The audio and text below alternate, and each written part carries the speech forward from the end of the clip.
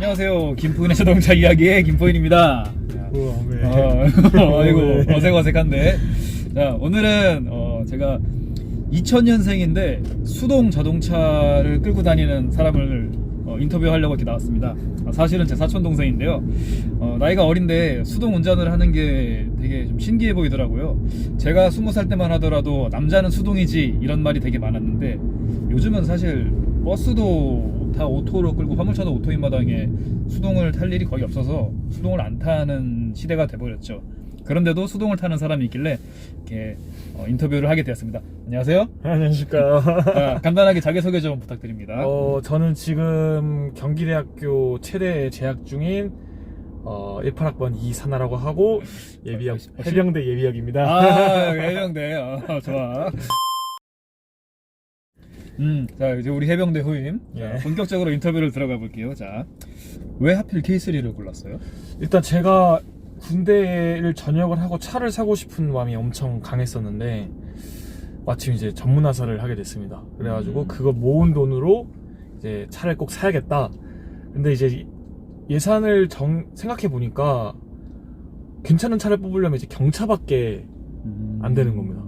근데 이제 제가 이제 키도 좀 크고 이러다 보니까 경차는 조금 안 어울릴 것 같고 좀 불편할 것 같다가 K3가 딱 눈에 보였는데 연식도 괜찮고 키로수도 괜찮고 근데 수동이라는 이유로 가격이 좀 싸고 안 팔리고 있는데 저 같은 경우는 군대를 가기 전에도 이제 옆에 있는 사촌 형이 타던 03년식 UEF 소나타 수동을 끌었던 경력이 있기 때문에 무리 없겠다 라는 생각이 들어서 이 차를 가지고 오게 됐습니다.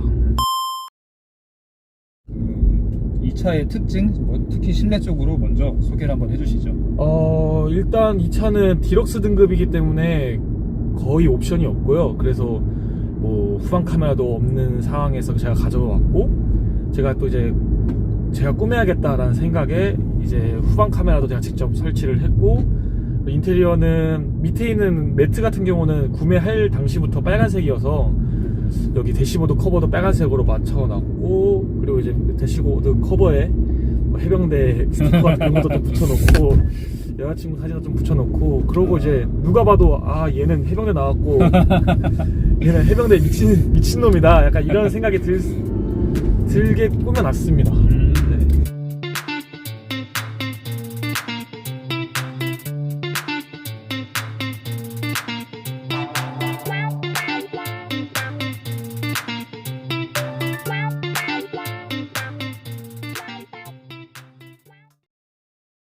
근데 궁금한 거는 일단 나이가 00년생이에요. 이 밀레니엄 세대인데 솔직히 저희 또래와 너무 달라. 이미 10년 이상 벌어진 이 시대에서는 수동이라는 거를 차를 찾아보기도 어렵고 운전하는 사람을 보는 건 더더욱 어려운데 주변의 또래들이 친구들이 수동인 걸 보고 뭐라고 하던가요? 이거 수동이야? 이 말을 가장 많이 합니다. 근데 이제 모르는 친구들도 많습니다. 솔직히 면허가 없는 친구들은 오토인지 뭐 수동인지 이걸 모르는 친구들도 가끔 있는데 이걸 아는 친구들은 이거 승용차인데 수동이야? 이 말을 엄청 많이 합니다. 그러니까 수동은 무조건 트럭이라 이 생각을 엄청 친구들이 많이 하고 있는 편이기도 하고 왜 수동을 했냐 이런 말도 괜스레게 얘기하는 친구들도 많고 그러니까 긍정적인 말보다는 의문형인 말들이 더 많은 편이죠. 확실히 저희 때랑은 다르네요. 저희는 수동 탄다 그러면 너 이런 것도 할 줄 알아? 약간 이런 느낌이었는데 요즘 애들은 왜 굳이 수동을 하지? 이런 의문점이 많은 거네요. 네, 게다가 요즘에는 이종 같은 경우는 유튜브 보고 따는 친구들도 엄청 많은 시대이기 때문에 이거를만 하면 안 되긴 하지만 근데 굳이 번거로움을 감수하면서까지 일종을 따고 일종을 몰 필요가 있냐라는 말들이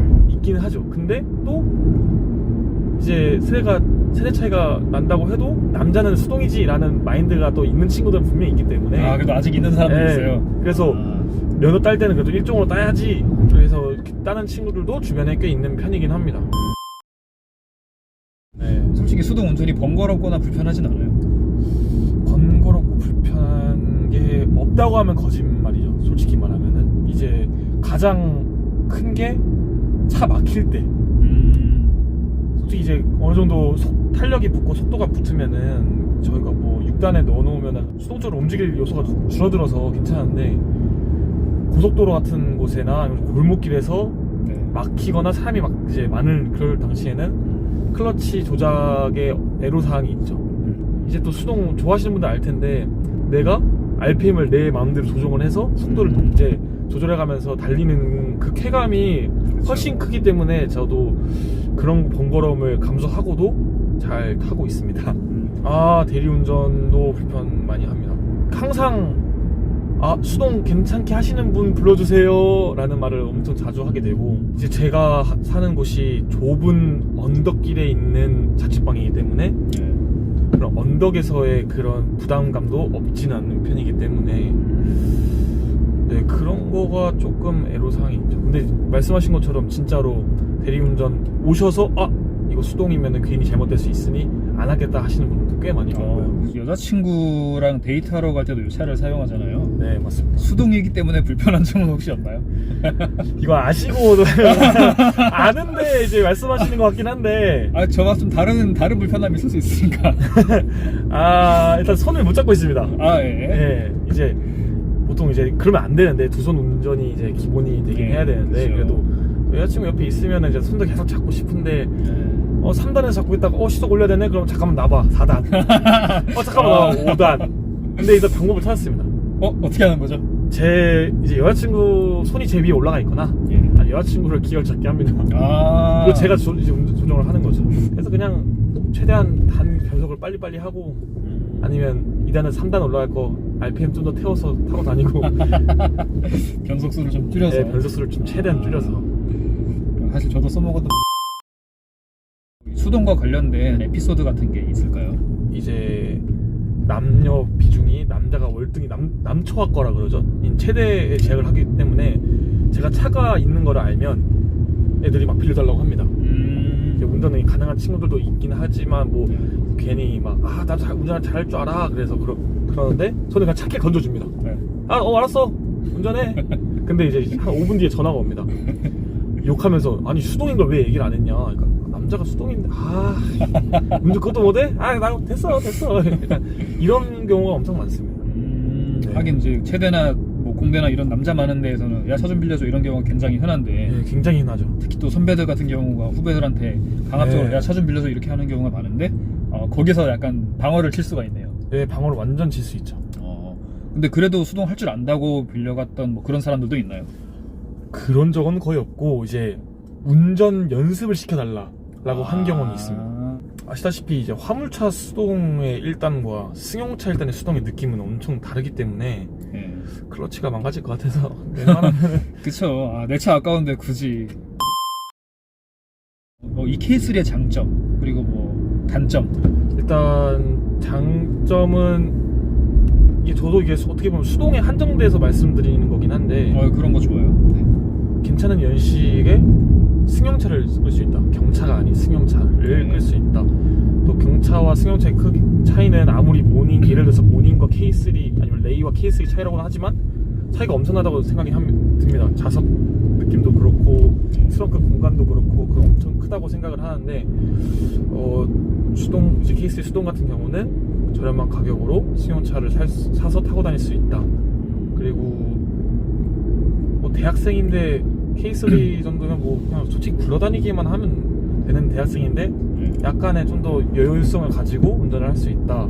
그것도 있지만 너무 크지도 않기 때문에 이제 운전의 경력이 좀 적은 분들은 그래도 좀 수월하게 운전을 하고 다닐 수 있다. 이런 게 있을 것 같습니다. 연비도 솔직히 소나타와 비교를 했을 때 엄청 잘 나오는 편이긴 하기 때문에 저는 그렇게 생각합니다. 연비적인 문제도 분명히 또 대학생이면은 연비를 안 생각할 수가 없죠.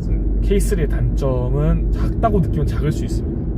네, 일단 저는 뒷자리를 안 타본 적은 없지만 이제 저와 비슷한 덩치를 가진 친구들이 뒷자리 태우면은 좀 좁게 느껴지는 그런 거?